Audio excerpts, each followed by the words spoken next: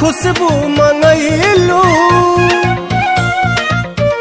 कौने बदरा से कजरा चोरैलू, कौने फूलवा से खुशबू मंगैलू वे धानी। किए हो धानी जी अच्छा छनावे लच्छा गन्न दुनिया पागल कैले बा।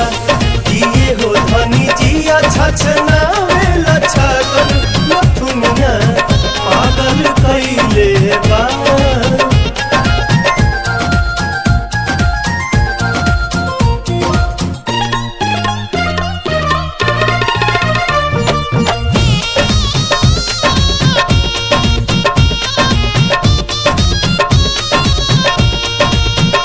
जब से दिल में बना ले बाड़ू तू घर, हर जगह अब तया बेलू तू ही नजर।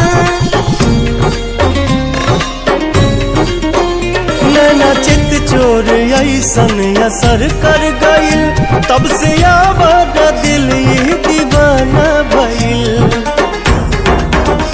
बोली लागेला जैसे सुगनिया, चाल में लागे फिर के हिरनिया ये धानी।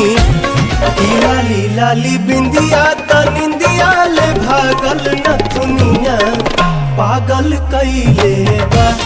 किए हो धनी जी अच्छा छनावे लच्छा न दुनिया पागल कैले बा।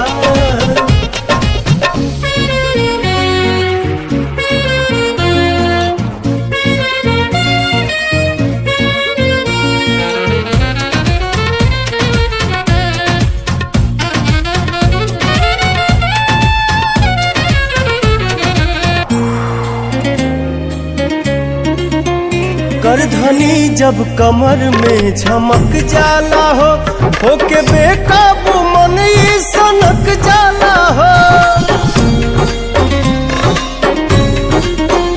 हर अदा हर कला से सहेजल हऊ, हमरा लाडानी धरती पे भेजल हऊ।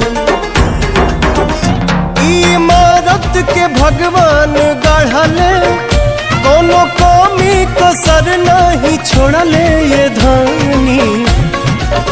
का जानी कितना मेटेरियल वाला गल न दुनिया पागल कई